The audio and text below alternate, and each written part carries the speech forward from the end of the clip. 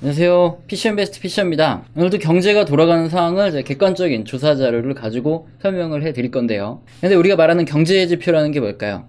주식 투자하는 사람들한테 참고해서 수익 잘 내라고 만들어진 게 경제 지표일까요? 아니면은 국가의 중요한 정책을 결정하기 위해서 조사된 자료가 이렇게 공개되는 걸까요?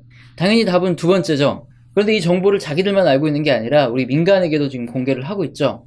그래서 우리가 이 경제 지표를 보고 직접 우리가 조사를 하지 않아도 우리나라 경제 그리고 글로벌 경제가 어떻게 돌아가는지 알게 되는 겁니다. 일단 주식과 같은 경우에는 뭐 단기적으로 정치적인 문제도 있고요. 아니면 뉴스나 아니면 수요와 공급, 뭐 수급의 문제도 있고 여러 가지 문제로 인해서 단기적으로 주가는 뭐 마음대로 등락을 하는 편이죠. 그런데 뭐 몇 달 아니면 몇 년의 중장기적인 흐름은 항상 실물 경제와 거의 유사하게 움직입니다.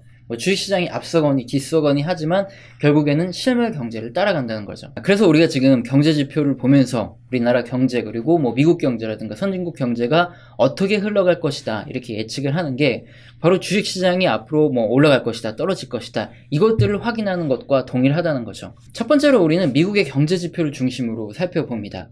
이유는 이 그림 한 장으로 모두 다 설명이 되거든요. 그림에 지금 푸른색 보여지시죠? 이 푸른색이 바로 미국의 수입 변화입니다. 이 푸른색이요. 그리고 지금 그림의 붉은색 아래 있는 거 갈색이라고 해야 되나요? 이게 바로 우리나라에서 얼마나 수출을 했느냐 이 지표입니다.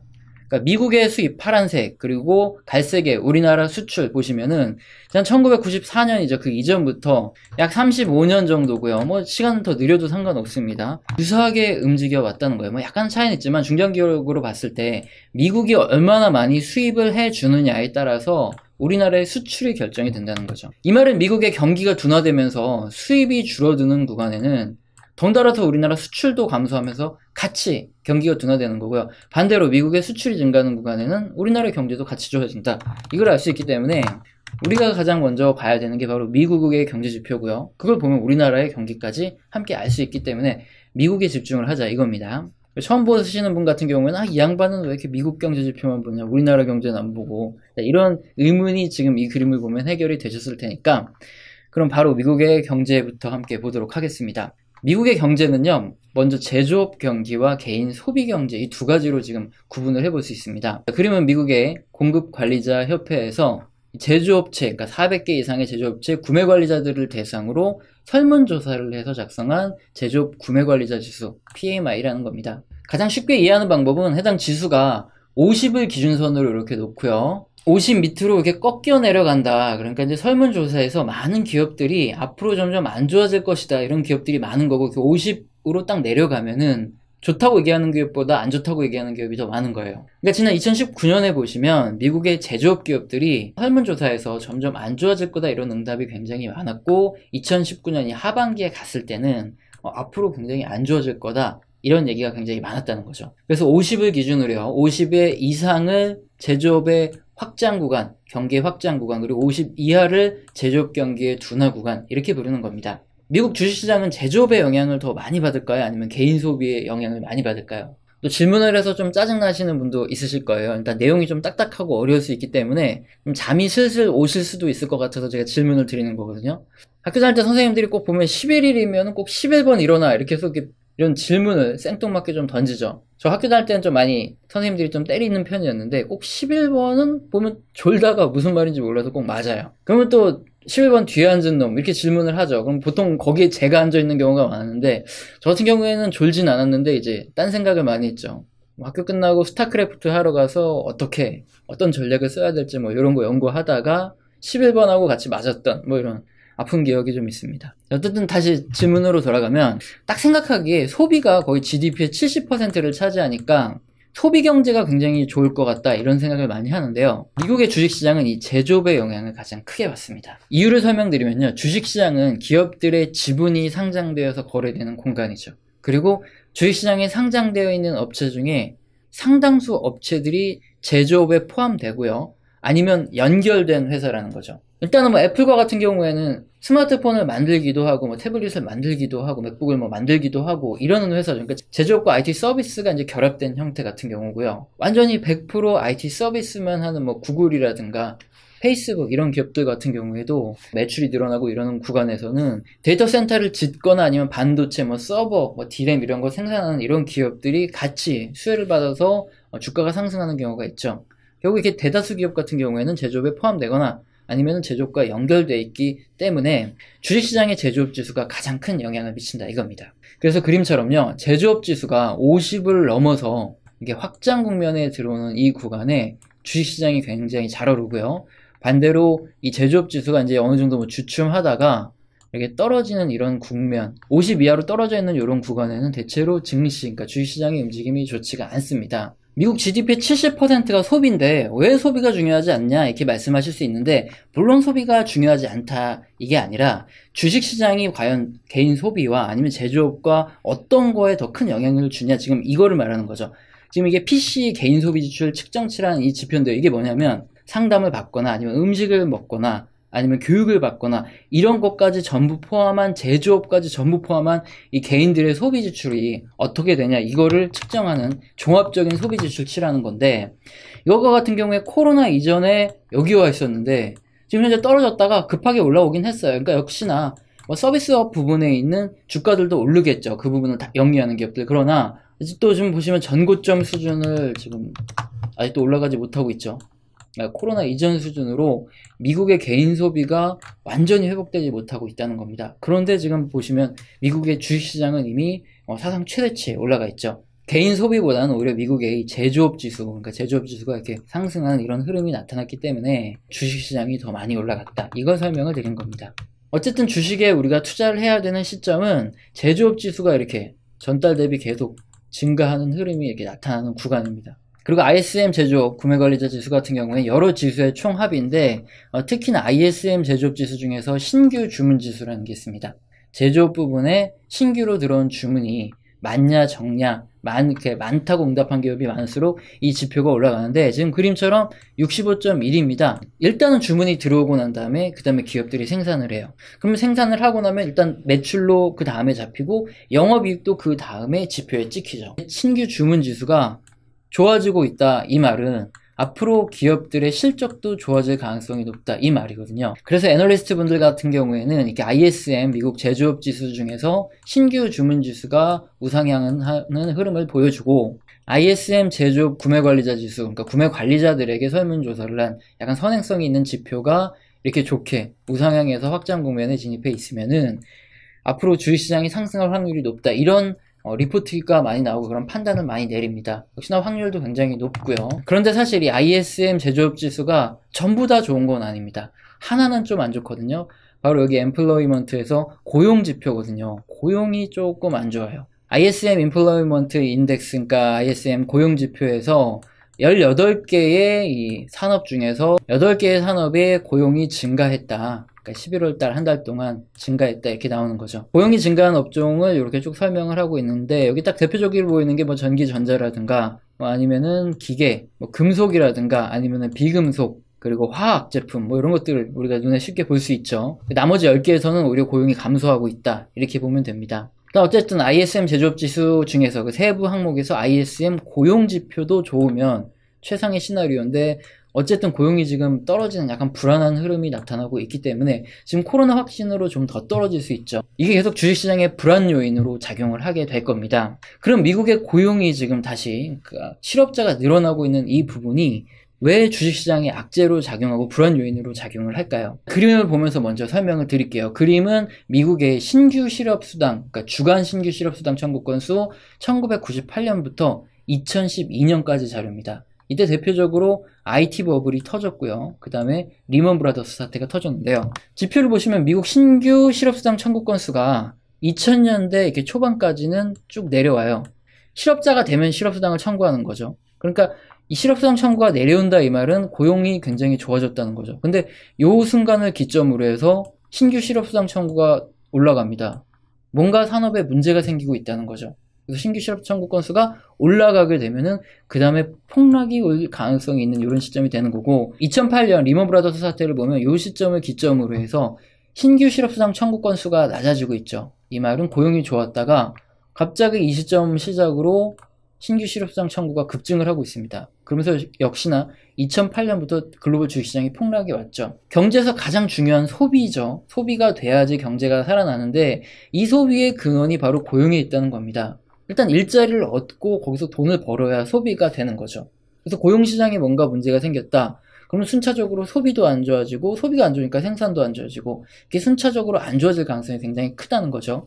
그리고 단순히 이 문제 때문에 2000년 IT 버블 당시, 그리고 2008년 리먼 브라더스 이후에 이렇게 주식시장이 폭락한 거냐? 그건 아니고요. 이게 실물 경제가 불안해지고, 이게 고용이 실제적으로 나빠지는 지표, 그러니까 이렇게 신규 실업상 청구 건수가 늘어나는 이 구간에서는, 그럴 때 뭐 IT 버블이 붕괴를 하고, 9.11 사태가 터지고, 이러다 보면은, 그러니까 실물 경제가 이거 감당을 할 수 없다는 거예요. 주식시장이 폭락을 하는 거고요. 마찬가지로 2008년 리먼 사태 때도 마찬가지죠. 일단 실물 경제가 안 좋아지기 시작한 상태에서 리먼 브라더스 파산 사태가 불거지고 부동산 시장이 급락했기 때문에 주식시장에도 역시나 함께 폭락이 나타났던 겁니다. 따라서 이런 과거 역사적인 사실은 우리만 알고 있는 게 아니라 글로벌 거대 자금을 운용하는 트레이더들이라든가 아니면 기관 투자자들은 전부 알고 있는 사실이죠. 그렇다면 그분들은 어떻게 하겠습니까? 고용이 좋아지다가 갑자기 실업이 증가하는 이런 상태에 갑자기 뭐 이런 낌새가 나왔다.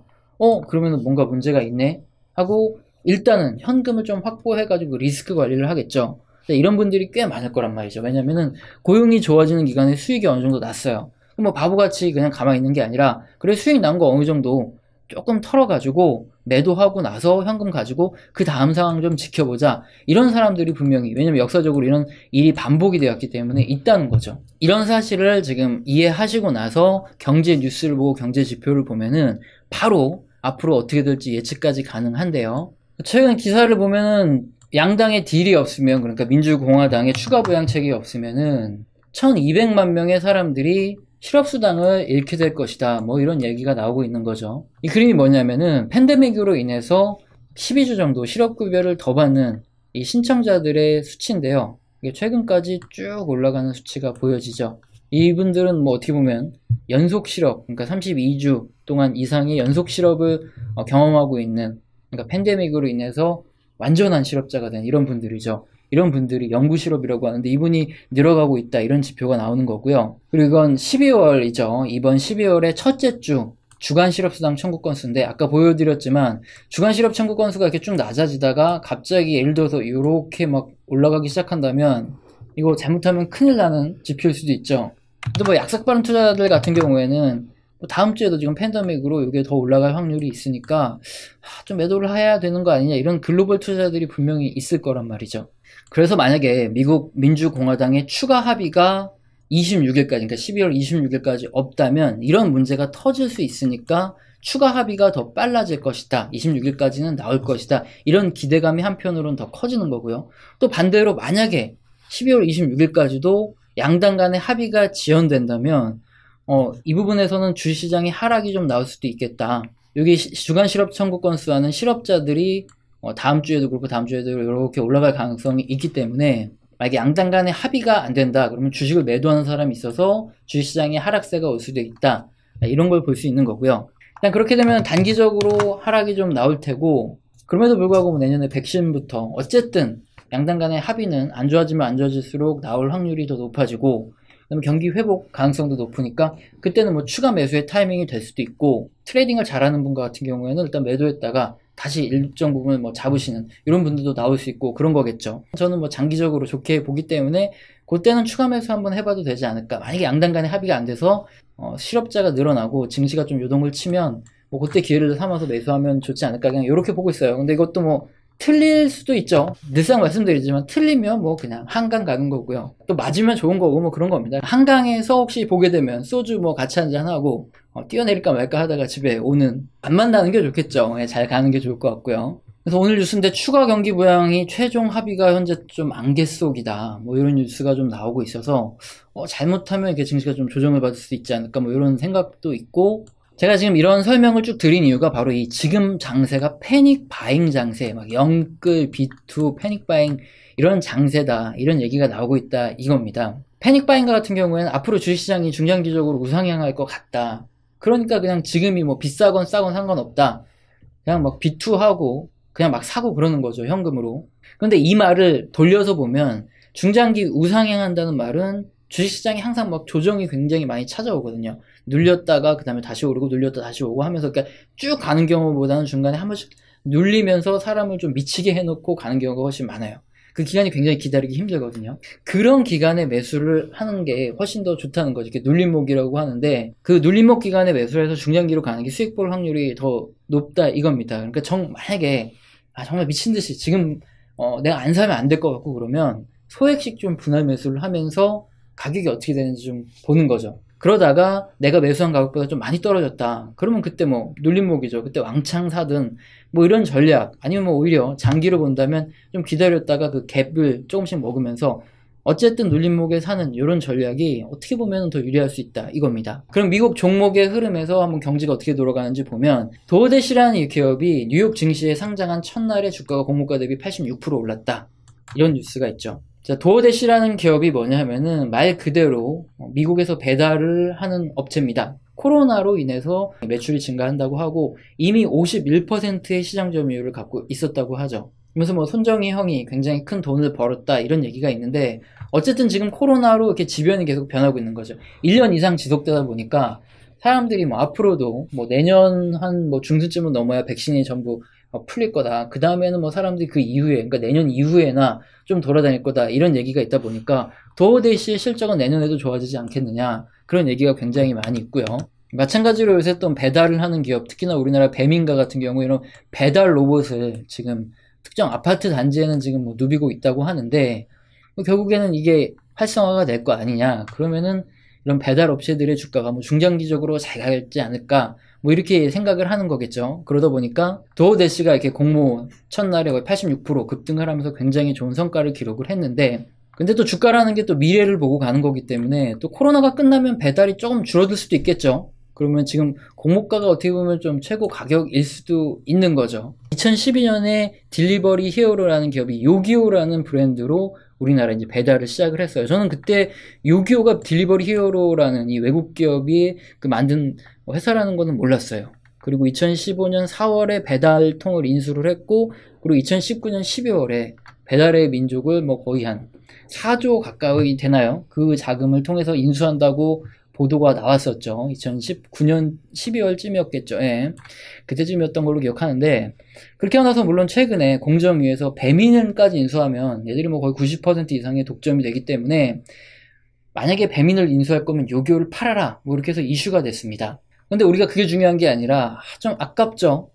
코로나 터지면은 배달이 늘어날 거다 뭐 이런 생각은 하는데 이런 기업이 여기서 우리나라 거의 90% 점유율을 가져가네 만회하는 기업이 뭐 물론 우리나라 시장만 중요한 게 아니라 유럽도 당연히 코로나가 터지면은 당연히 배달을 많이 할 텐데 이때 왜 우리는 이런 기업을 모르고 있었을까? 참 이게 참 알면서도 이렇게 이슈가 터지고 나면 뒤로 돌아보면은 그땐 좋았는데 맨날 이러는 게 또 우리의 심리죠. 뭐 앞으로 로봇 배달 시대라든가 이런 것들이 활성화가 되면은 뭐 딜리버리 히어로 같은 기업들이 굉장히 좋아질 가능성이 좀 있죠. 그러니까 이런 기업들은 뭐 당장에는 코로나 위기가 지나가고 나면은 오히려 배달이 좀 줄어들면서 주가가 떨어질 수도 있겠지만 나중에는 또 뭐 이런 로봇이 활성화되기 시작하면 또 올라갈 수 있는 가능성이 있기 때문에 딜리버리 히어로 같은 기업은 우리가 좀 열심히 한번 봐둬야 되겠죠. 장기적으로. 제가 요즘에 라이브 연습을 하고 있어 라이브처럼 이렇게 하고 있는데 좀 편하게 들리시는지 모르겠습니다. 저는 그래도 좀 오히려 좀 딱딱하게 할 때보다 좀 편하거든요. 연습이 다 끝나면 한번 공개적으로 라이브도 시작을 하도록 하겠습니다. 오늘 영상도 마음에 드셨다면 구독과 좋아요는 꼭 눌러주시고요. 지속적으로 시청 부탁드립니다. 감사합니다.